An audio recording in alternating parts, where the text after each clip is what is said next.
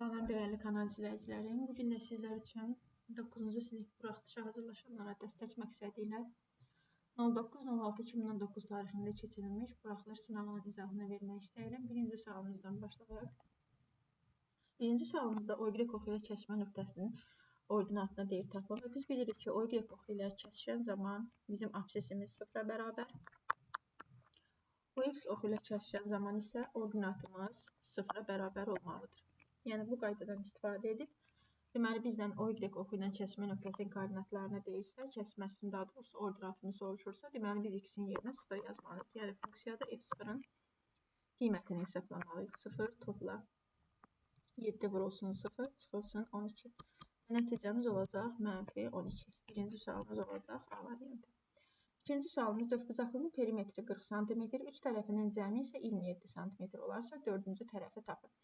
Bu da çox sadə bir sualdır.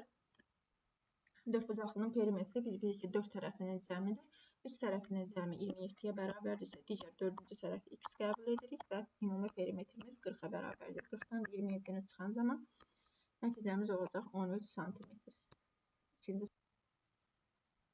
bu artıq köhnə proqram olduğu üçün, deməli, üçüncü sual artıq demək olar ki, seçmə mövzusu yanvardan sonraki yarımda düşdüyü üçün, ona görə həmin mövzu proqram çıxarılıbdır. Yəni, buraxılış proqramında seçmə mövzusu bu il 9-lara düşməyəcək.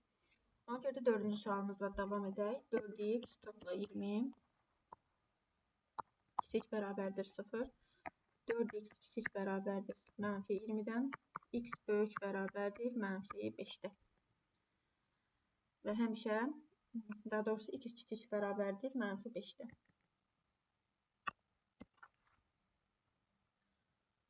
Üçüncü sualımıza baxmaraq, çünki artıq üçüncü sual demək olar ki, 9-cu sinifin buraxılış imtahanlarında düşməyəcək. Həm də silsilə və silsilə mövzusu artıq çıxarılıbdır. Dördüncü sualımızla davam edək. Dördüncü sualımızda 4x topla 20 kiçik bərabərdir 0-dan, 4x kiçik bərabərdir mənfi 20-dən, x kiçik bərabərdir mənfi 5-dən. Yəni, bu bərabərsizliyin həllər çoxluğu mənfi sonsuzluqdan mənfi 5-ə qədərdir və 5-də daxil olacaq, çünki bərabərlik işarəsi var. Beşinci sualımıza baxaq. Deməli, dördüncü sualımız olacaq mənfi sonsuzluqda mənfi 5-ə B variantı. Beşinci sualımızda sadə bir tənasübdür. 12-nin x-ə nisbəti mənfi 3-ün 7-yə nisbətinə bərabərdir. Çarpaz vururuq. Mənfi 3x bərabərdir 12 vurulsun 7-yə. X bərabərdir 12-ni 3-ə bölən zaman mənfi 3-ə bölən zaman mənfi 4. Mənfi 4-ü 7-yə vuran zaman mənfi 28-ə bərabər olacaq. Beşinci sualımız olacaq A variantı. Altıncı sualımıza keçiririk. Altıncı sualımız x topla 20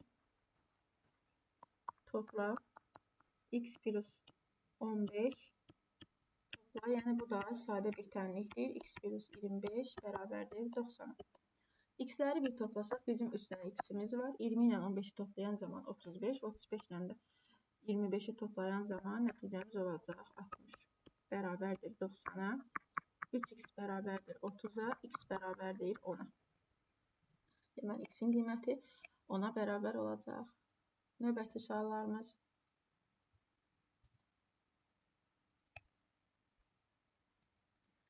Yedinci sualımız B-nin hansı qiymətində C2 8 nöqtəsi 3x plus y plus 2b bərabər 0 funksiyasının qrafiki üzərindədir. Qrafiki üzərindədirsə, bizim koordinatlarımız 2 və 8-dirsə, buradan x-imiz 2-yə, y-imiz 8-ə bərabərdir və ifadədə, yəni funksiyada yerinə yazırıq. 3 vurulsun 2 topla 8 topla 2b bərabərdir 0-a. 14 topla 2b bərabərdir 0-a, b bərabərdir mənfi 7-yə. Deməli, b-nin mənfi 7 qiymətində bizim həmin koordinatlar, yəni 2, 8 nöqtəsi qrafik üzərində yerləşəcək.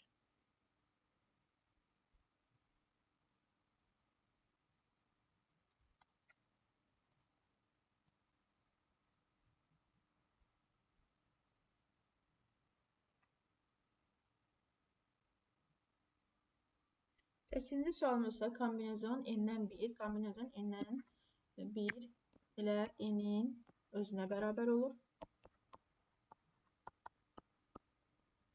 N topla 2 bərabərdir 18-ə, 3-ün bərabərdir 18, n isə 6-ya bərabər olacaq. 9-cu sualımız. 9-cu sualda isə AOB körbucağının təpəsindən çıxan oka şüası.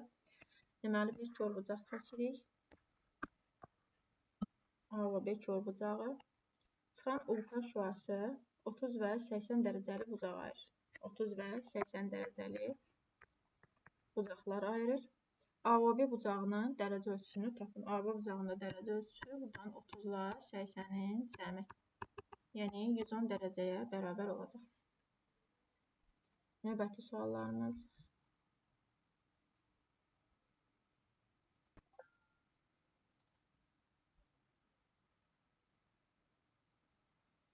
Onuncu sualımız. 10-cu sualımız da sadə bir sualdır. Müxtəsər olma, yəni çox ədlərin qrupları ayrılmasındandır. Hər ikisindən x-i çıxaran zaman x-in kvadratı çıxılsın 25. X vurulsun. A kvadratı minus b kvadratı kimi açırıq. X minus 5. X plus 5'ə bərabər olacaq. Yəni doğru variantımız olacaq B variantı. 11-ci sualımız. 11-ci sualımızda isə kök altında 0,9 vurulsun. Kök altında 0,49 vurulsun 100. Hər birindən ayrı-ayrı kök alsaq 0,9-dan 0,4 çıxacaq. 0,49-dan 0,7 çıxacaq. 100-dən isə 10 çıxacaq. 0,3-ü 10'a vuran zaman 3 edəcək. 3'ü də 0,7'ye vuran zaman nəticəmiz olacaq 2,1. Yəni 11-ci sualımız olacaq Y variantı. 12-ci sualımız. 12-ci sualımızda isə n daxildir n olarsa n plus 15 parçasında neçə tək ədəd var? Deməli, n-imizi 1 qəbul etsək, 1-dən 16-ya qədər. Çünki natural ədəddir. 1-dən 16-ya qədər neçə tək ədəd var? Bu aralıqda da tək ədədlərin sayını tapmaq üçün 1, 3, 5, 7, 9, 11, 13 və 15. Bunları sayacaqsınız. Yəni 3, 6, 8 ədəd tək ədəd olacaq. Yəni 12-ci sualımız olacaq D variantı. 13-cü sualımıza baxaq. 13-cü sualımızda isə əbob 32 və 13-dən çıxırıq. Əkov 32 və 13-ü. Daha doğrusu üzülürsə, orada vurmadı. Əbob 32 və 13. Bu da qaydaya əsasən, əgər eyni ədədlərin əbobu ilə əkovunun hasili elə həmin ədədlərin hasilinə bərabər olur. 32 vurulsun 13. Və indi biz bu ədədin 5-ə bölünməsindən alınan qalığı hesablamaq istəyirik. Bu hasili vurmadan da biz 5-ə bölünməsindən alınan qalığı çox rahat şəkildə tapa bilərik.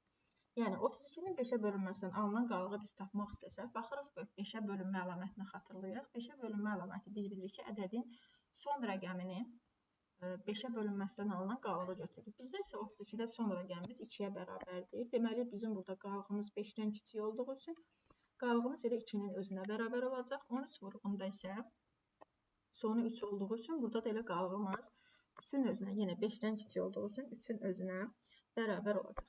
Və bunların da hasili olacaq 6. 6 da 5-dən böyük olduğu üçün 6-nı da 5-ə bölən zaman qismətdə 1 və qalıqda da 1 qalacaq. Yəni son qalığımız 1-ə bərabər olacaq. 13-cü sualımız olacaq Y variantı.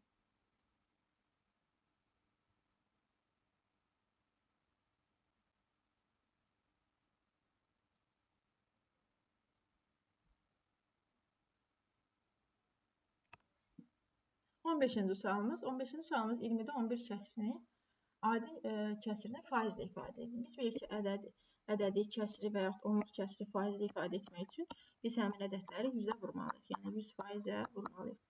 Nəticəmiz 55%-ə bərabər olacaq. Doğru variantımız olacaq B variantı. 16-cı sualımız. Bərabər yanı üçbucağın tərəfləri 9 və 19 cm olarsa, onun perimetrini tapın. Deməli, biz burada bərabər yanı üçbucağın tərəflərini verib, amma biz bilmirik, burada yan tərəflərimiz 9-dur, yoxsa oturacaqmı 9-dur. Yan tərəflərə baxırıq.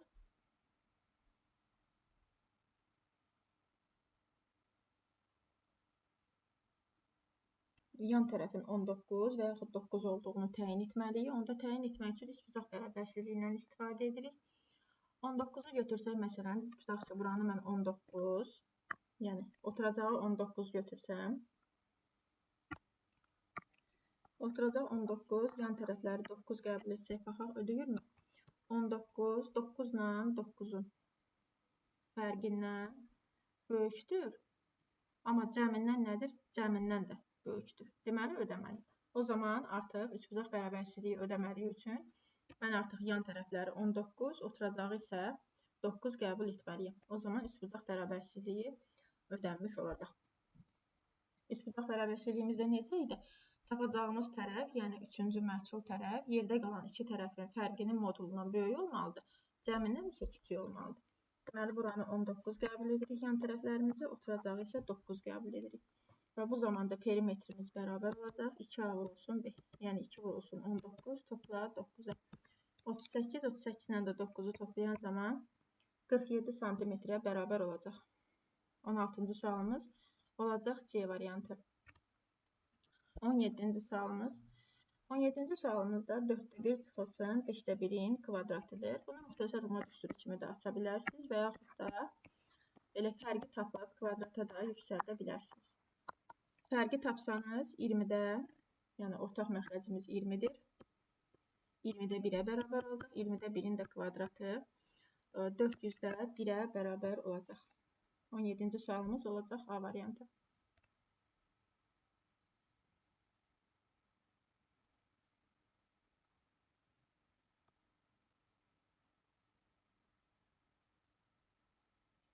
Dördüncü sualımız arada qalmışdı. 14-cü sualımıza nəzər yetiririk. Üçbucağın tərəfləri uyğun olaraq 14 cm, 16 cm və 18 cm-dir. Bu üçbucağın hər üç orta xətlərinin əmələ gətirdiyi üçbucağın perimetrini tapın. Gəlin üçbucağı çəkək. Üçbucağın tərəflərini qeyd etsək.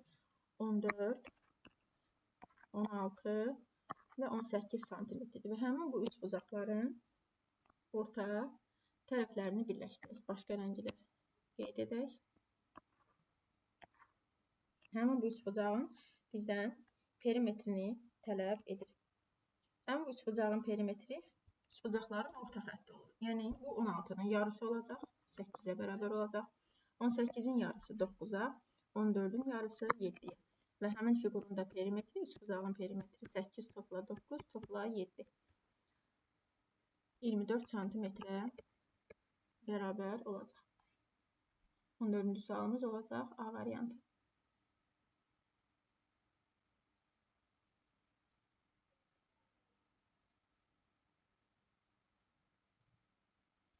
On 18-ci sualımızda yine silsilə olduğu üçün o suala baxmırıq. 19-cu sualımızla davam edək. 19-cu sualımız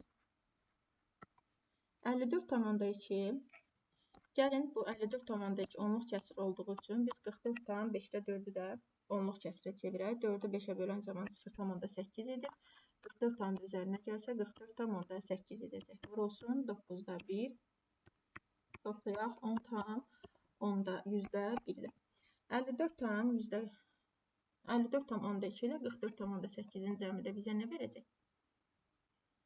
Bizə verəcək 108 tamı. Daha doğrusu 109. 109 tama bərabər olacaq.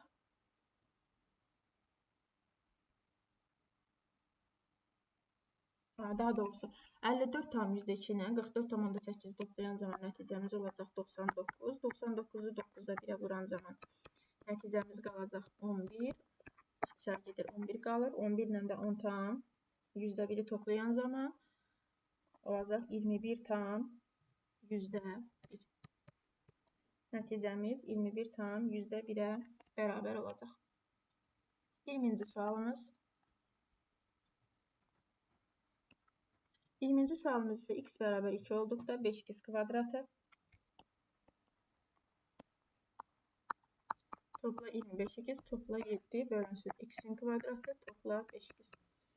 Birinci növbədə biz bunu sadələşdirməliyik. 5x kvadratı plus 25x və yaxud yerinə də yaza bilərsiniz. Yəni 2-nin x bərabər 2 ifadəsini sadəcə yerinə qoyub hesablamaq lazımdır. 5 vurulsun 4 topla 25 vurulsun 2. 50-yə bərabərdir. Topla 7. Aşağıda da 2-nin kvadratı 4. Topla 5 dəfə 2-nin 10. Yəni məxrəcimiz olacaq 14.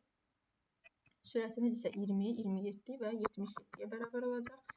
77-ni də 14-ə bölən zaman nəticəmiz olacaq. Bunlarda 7-yə çıxaran zaman 2-də 11 qalır. 5 tam 10-da 5-ə bərabər olacaq. Yəni doğru variantımız olacaq 20-də B variantı.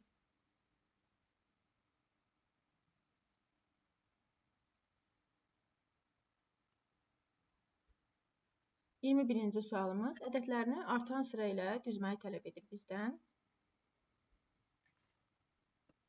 A bərabərdir 8-də 7 üzəri mənfi 3. B bərabərdir 8-də 7-yə bərabərdir sadəcə. Sadəcə onu mötərizə içərisində qeyd edirlər. Mötərizə içərisində qeyd etməyə ehtiyac yoxdur. B bərabərdir 8-də 7. C bərabərdir 7-də 8 üzəri mənfi 3. Deməli, burada baxırıq ki, 7-də 8 üzəri, 8-də 7 üzəri mənfi 3-ü biz yaza bilərik. Yəni, A-nı 7-də 8 üstü 3 yaza bilərəm. 7-də 8 üstü 3-ə bərabərdir. B bərabərdir 8-də 7-yə sadəcə. C isə 8-də 7 üstü 3-ə bərabərdir.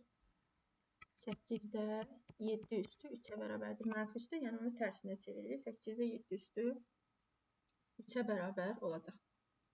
Deməli, bu zamanda A B-dən böyük olacaq. A böyükdür B-dən. B də böyükdür C olacaq. Baxın, burada ifadənin qiymətini tapsaz 512-də 343 edəcək. Burada 8-də 7-dir. Burada isə 7-də 8 üstü 3-dür. Orada da 343-də 512 edir. A B-dən böyük olur. B də C-dən böyük olacaq. Yəni, ortaq məxrəcə gətirib də müqayisə etmək mümkündür. Baxın, A-nın qiyməti deməli A-ya bərabər olacaq. 343-də 512-yə. B də bərabərdir 8-də 7-yə. C isə bərabərdir 512-də 343-ə.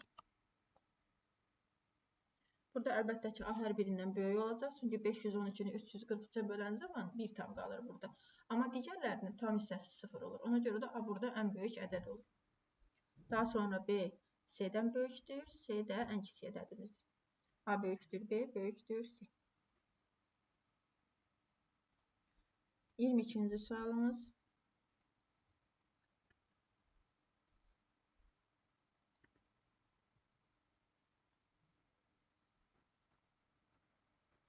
İkinci sualımızda x-in kvadratı topla 2x, topla 4y-in kvadratı 21-ə bərabərdir.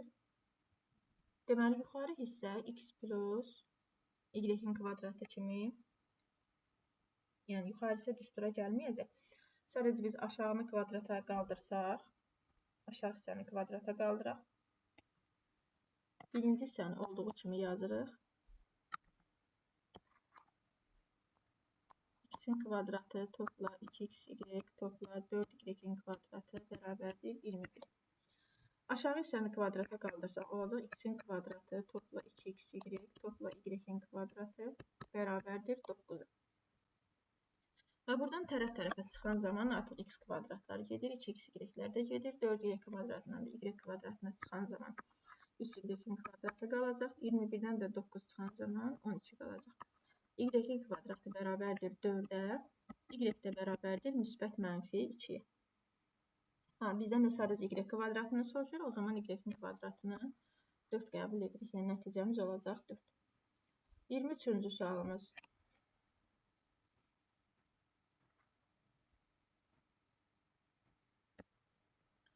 Sualımızda isə çevrənin diametri, çevrənin AB vətərinə M nöqtəsindən toxunanlar çəkilib. Bucaq AMB 80 dərəcə olarsa, bucaq AMB-ni tapın. ABM-i 80 dərəcə verib AMB-ni tapmağı tələb edir. Gəlin kəslimizi çəkək, kəsr edək. Vətər çəkirik. Və həmin vətərə toxunanlar çəkilir.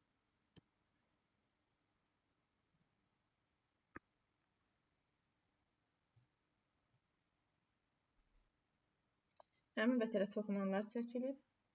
Qeyd edək. A, M, B. Toxunanlar çəkilibsə vətərə, deməli həmin toxunanlar bir-birinə bərabər olur. AM, B. ABM 80 dərəcədir. Yəni, bu bucaq 80 dərəcədir. 80 dərəcədirsə, bunlar bir-birinə bərabər olduğu üçün bu hissədə 80 dərəcəyə olacaq. Və burada da üç bucaq yarandığı üçün bu bucağı da tapsaq artıq 20 dərəcəyə bərabər olur. Çünki üç bucağın daxili bucaqlarının cəmi 180 dərəcəyə bərabər olmalıdır.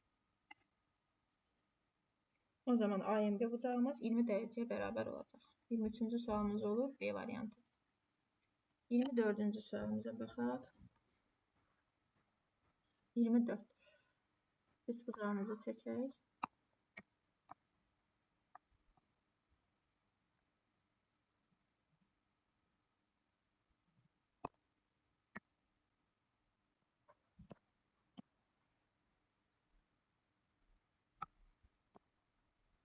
A, B, C, M, N. Verilən nədir? Qeyd edək. B-in orta xətt olduğu üçün orta xətt biz bilirik ki, tərəfləri yarı bölür. Ona görə də bu hissələr bir-birinə bərabərdir. BN NC-yə, MB isə AB-yə bərabərdir. SABC 48 cm²-dır. BM üçbucağının sahəsini tapır. Orta xətt bu hissə həmişə 4/1 hissəyə bölür. Yəni bir üçbucağın orta xətti.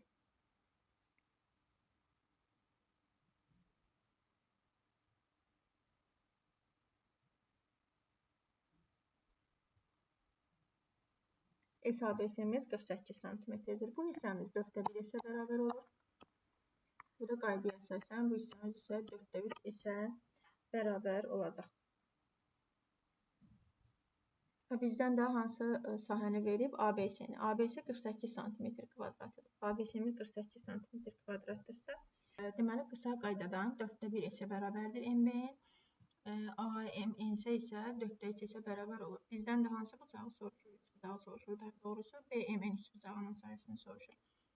BMN üçbucağını soruşursa, yəni 4/1-i vurmalısınız ümumi sahəyə. Yəni 48-ə 12 cm²-na bərabər olacaq. Doğru variantımız olacaq D variantı. Son 6 sualımıza da baxaq.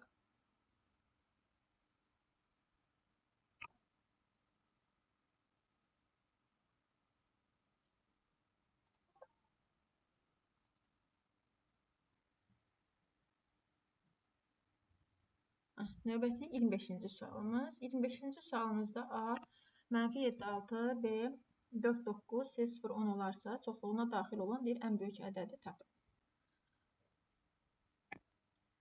Gəlin ədəd oxu təsvir edək. Ədəd oxunda verilənləri qeyd edək.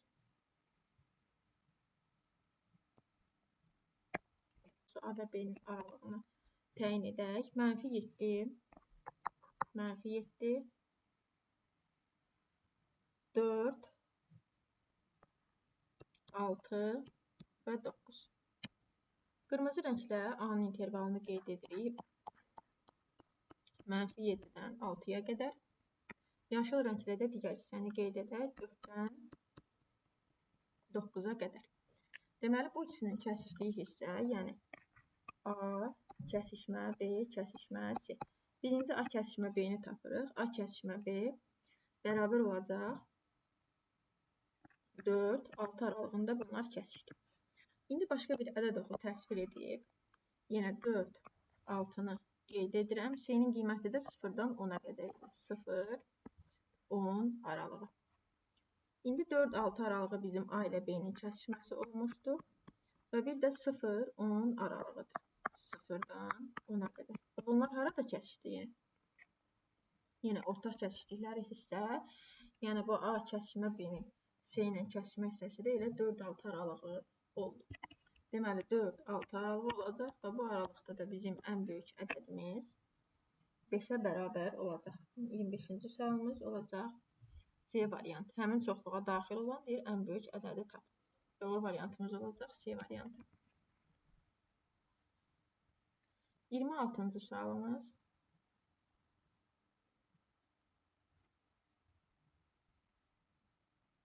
Düzbucaqlı koordinat sistemində oturacağı BC olan ABC bərabər yanlı üçbucağının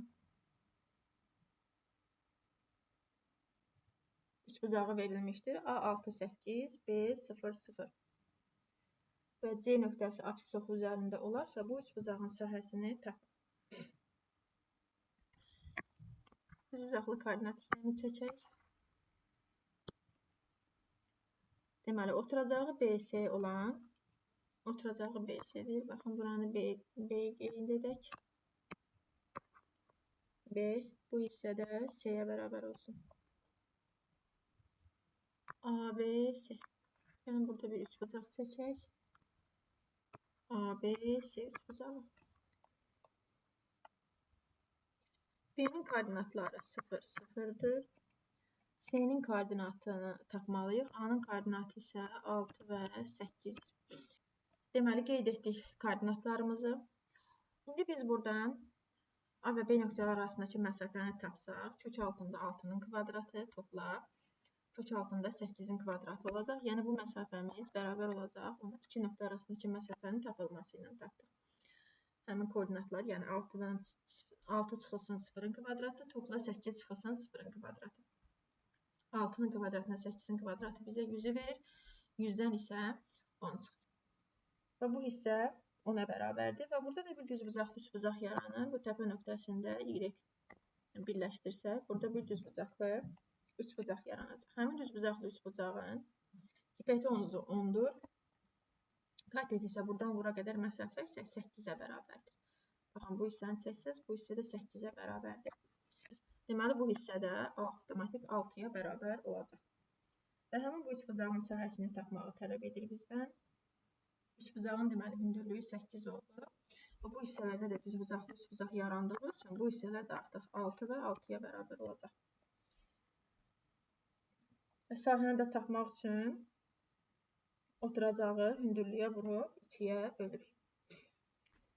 Biz bu üçbucağın sahəsini tapmaq istəsək, burada 2 dənə düzbucaqlı üçbucaq yaranır. Həmin düzbucaqlı üçbucağın sahələrini tapmaq üçün hər ikisinin katetlər hasilinin yarısını götürürük. Yəni 8 vurulsun 6 bölünsün 2, 8 vurulsun 6 bölünsün 2, sonra onları toplaya bilərik. Belə də edə bilərik və yaxud da 12-ni 8-ə vurub 2-yə bölə də bilərik. 12 vurulsun 8 bölünsün 2, 48 santimetr kvadratına bərabər olacaq. Və üçbucağın sahəsi 48 santimetr kvadratına bərabər olacaq. 27-ci sualımız.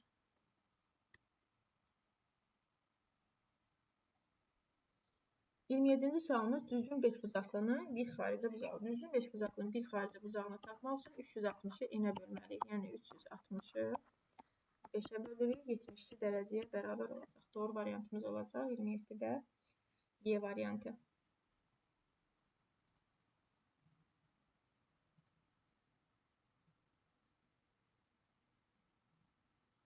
Və son 3 sualımıza da baxaq.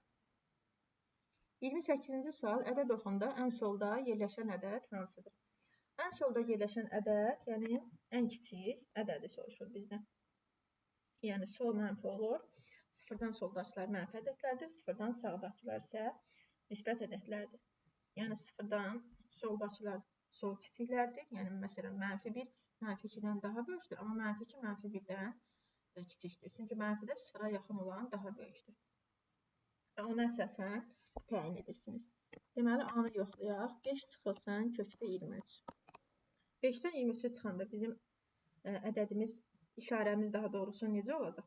Bu kökdə 25 çıxılsın kökdə 25-dir. Yəni, bunun cavabı müsbət olacaq. Deməli, bu bizə lazım deyil. Bunun cavabı müsbətdir. Sonra kökdə 17 çıxılsın pi. Baxın, bunun da cavabı müsbət olacaq. Çünki kökdə 17 çıxılsın, bu da kökdə 3,14-ün kvadratıdır. Yəni, bunun da tam hissəsi 17 tam bundan daha böyük olur. Ona görə bunun da işarəsi müsbət olur. Bu da bizə lazım deyil. Kökdə 18 çıxılsın 4, bu da eyni qaydada müsbət ədəddir. Yəni, bu da bizə lazım deyil. Çünki olur kökdə 18 çıxılsın kökdə 16, işarəsi müsbət olur. Pi-dən 3'ü çıxan zaman, pi-nin təqribi qiyməti 3,14-dür.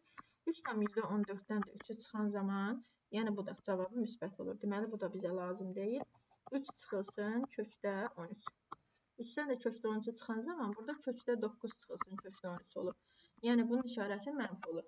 Bunlar hər biri sağ tərəfdə yerləşir, sıfırdan sağda yerləşdiyi üçün. Bunlar böyük olurlar. Deməli ən kiçik ədəd burada 3 çıxılsın kökdə 13-ə bərabər olacaq. 28-ci sualımız olacaq B variantı.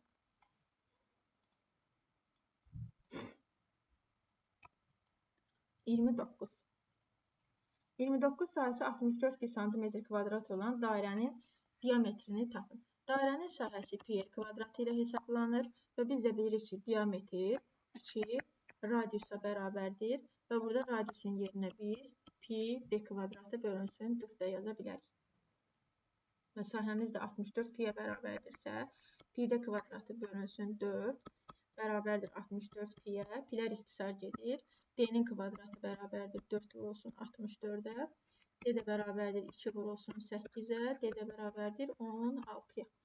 Diametrimiz 16 cm-ə bərabər olacaq. 30-cu sualımız. 30-cu sualımızda trigonometrik nisbətlər bölməsindəndir. Üçbucaq qaydası ilə bunun izahını verim.